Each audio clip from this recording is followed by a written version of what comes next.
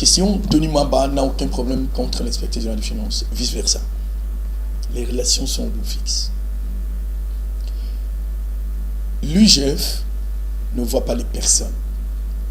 L'inspecteur général des finances voit la gestion de fonds publics. Madame, le tournoi a été organisé par le ministère des Sports. C'est le ministère des Sports qui a organisé le tournoi interscolaire panafricain. L'EPST est venu en appui.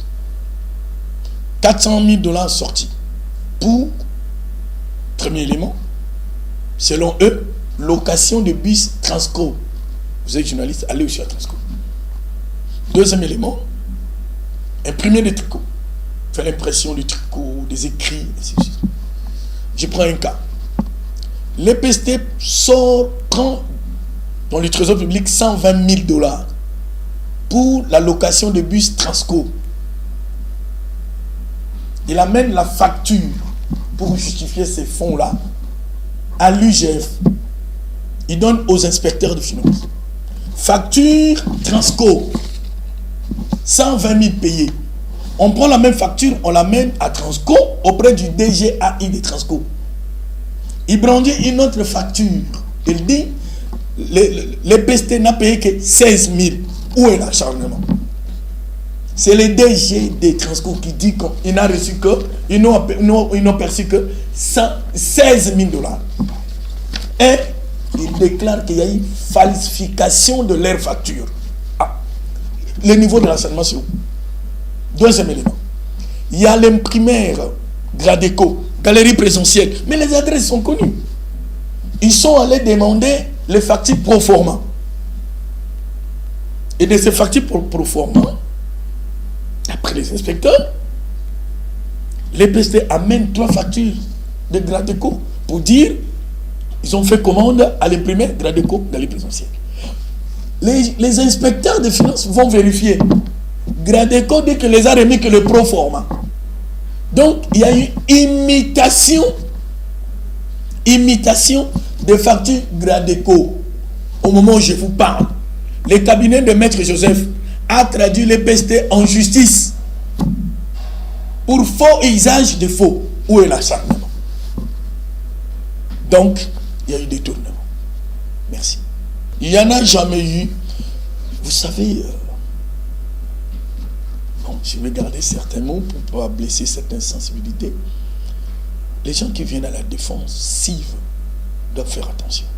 L'IGF a bien un travail de qualité. L'IGF, je l'ai dit, voit le fonds public, la gestion. Si vous ne gérez pas les fonds, vous n'aurez pas de problème contre les inspecteurs de finances. Les dossiers de 16 millions, vous voulez parler? Mais madame, l'EPST, vous n'aurez pas assez de temps, sinon vous allez démontrer beaucoup d'histoires sur la chaîne de dépenses. Que j'ai parlé, vous n'allez pas faire passer la télé, malheureusement. C'est important que je démontre la chaîne de dépenses. L'EPST émet un dossier, un document, on appelle ça engagement, pour qu'on paye, pour que l'État congolais paye ceux qui ont travaillé dans les comptes de TENAFEP. Sur ce document-là, il n'y avait pas de nom de bénéficiaire. En finance, on dit qu'il n'y a pas de soubassement. Demandez à n'importe quel financier, il n'y en avait pas. Pour une valeur de 16 millions de $. On dit à l'EPST, telle somme ne peut pas sortir aujourd'hui, sur instruction du chef de l'État, Félix Antoine Tshisekedi.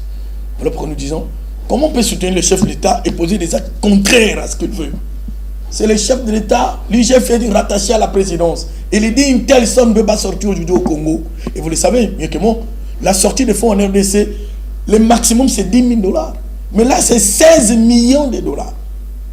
On dit au ministre, comptable État, EPST, laissez cet argent en banque, donnez-nous le nom des bénéficiaires. On suppose que c'est des gens qui travaillent chez l'État. C'est ça les règles, le vademecum de l'EPST sur la surveillance de l'examen d'État, surveillance de TENAFEP. On le sait. Ces gens seront payés par voie bancaire, autant qu'ils touchent leur salaire. Parce que la paye est bancarisée. On prend le nom, numéro matricule, numéro de compte, on envoie l'argent. C'est tout ce qui a été dit. Mais vous avez vu ce qui s'est passé, je ne vais pas en revenir. Parce que c'était honteux et indigne. Et c'est resté comme ça. C'est moi qui ai fait les communiqués. C'est moi qui ai fait les communiqués. L'argent est resté en banque. On a écrit à l'inspecteur général de l'EPST qui nous envoie des listes. Sinon, on va les poursuivre. L'inspecteur envoie des listes. Les listes qui sont venues, sinon il faut fabriquer à Gombe ici, pour votre information. Vous qui venez défendre les gens. Les listes fabriquées à Gombe. Pour preuve, nous on a des structures. On a demandé dans une de province ici, avez-vous envoyé des listes des gens qui ont souhaité? En fait, oh, pas encore. Il y a fax d'urgence. On est en train de préparer les listes. Au moment ici, chez nous, on avait déjà des listes. Les listes avec des noms, pas de numéro matricule, pas de numéro de compte. On a laissé tomber. Au vu de ces vols organisés, l'inspection avait décidé que cet argent ne soit pas payé. Ça n'a jamais été payé. Et vous avez appris que le ministre de Finances, Nicolas Kazadi, a signé un document. Il y a eu retour caisse. L'argent est rentré. Les pardons, c'est à quel niveau? Il n'y en a jamais eu. Ils ont menti. Les chefs de service, Jules Alinguite, parce que c'est de lui qu'il s'agit, il ne s'est jamais excusé pour le dossier pesté. 16 millions sont rentrés. Il a supporté les injures de néophytes, des gens qui ne maîtrisent pas le domaine. Il a supporté. Il a dit, c'est la fin que j'ai tous les moyens. Cet argent est rentré. Je ne sais pas, moi qui suis chargé de communication ici, je n'ai jamais vu un élément où les chefs présentaient des excuses. Il n'y en a jamais eu. C'est seulement dans leur tête. Il a répondu à une interview. Si c'est cela il s'agit, je vous le rappelle.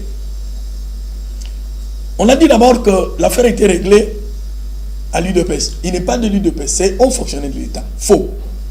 On lui dit, les partis a demandé qu'on puisse s'asseoir. Non. Et si les partis avaient décidé comme ça, il serait payé. L'argent est rentré chez l'État. On a dit, mais comment vos relations avec Tony? Non, moi, Tony, on est bien. Cette histoire est passée. C'est ça, présenter des excuses. De première vue, quand vous arrivez ici, dit cette histoire est passée. C'est ça, présenter des excuses. Les faits sont têtus. Ils sont là. L'argent est rentré. Et regarde, à chaque fois qu'on tombe sur les pestés, il crée un alibi. Premier alibi, Veredos. Veredos, c'est un contrat d'État. Un contrat d'État. L'inspecteur, loin de ça, il n'en connaissait même pas. Ce dossier a été signé par M. Bérand. Et Bérand, c'est qui? Il était le directeur du cabinet AI du chef de l'État. Et c'est Bérand qui avait écrit qu'on paye. Il y a le nom de la limite. On m'interdisait de dire ce que j'ai dit. Je l'ai dit. Pour que les gens se taisent. Et Veridos. C'est un dossier signé par le ministre Bakonga. Ces gens veulent toucher leur argent. Est-ce qu'un ministre congolais, parce que les gens ne réfléchissent pas, n'analysent pas, un ministre congolais a-t-il la capacité, la compétence de demander à une banque de bloquer les comptes d'une firme internationale, en l'occurrence l'Allemagne? Mais c'est grave. Il n'avait pas qualité de le faire. Mais il a dit à la télé. Ces gens avaient touché leur... Bon, Veridos. Mais le ministre de l'EPST venait de signer la veine avec Veridos. Quand il avait fait le voyage avec les chefs de l'État. Donc c'est lui qui a mis le Veridos. C'est pas l'inspecteur. Cafouillage. Faux fouillant. On tombe sur l'affaire de 120 000, 400 000 ici. C'est clair. Gradeco, l'imprimeur dit, il les a remis les proformats. Comment les proformats peuvent être transformés en facture? 3 factures. Les accréditeurs en justice, ce n'est pas les chefs.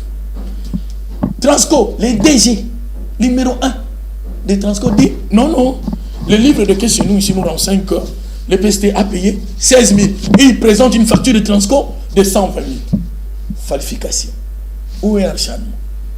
Il crée, non, Alinguite est en problème avec certains inspecteurs. Tu es entré, tu as vu la calmie qu'il y a. Nous travaillons bien, on est en paix ici. Mais les pestés, même celui qui dit les pestés n'est pas au-dessus de la loi. C'est pas parce qu'il est du parti de présidentiel qu'il est exempté du contrôle des chefs. Non.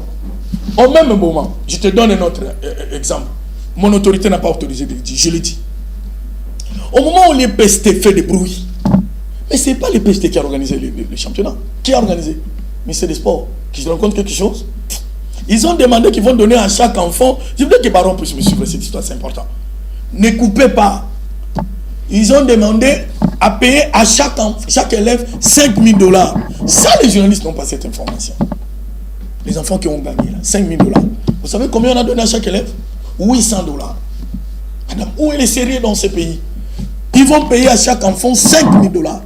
Mais c'est la réalité, nous, les inspecteurs ont mené des enquêtes. Chaque élève a eu 800 $. Voilà une autre réalité. 800 $. On les convoque.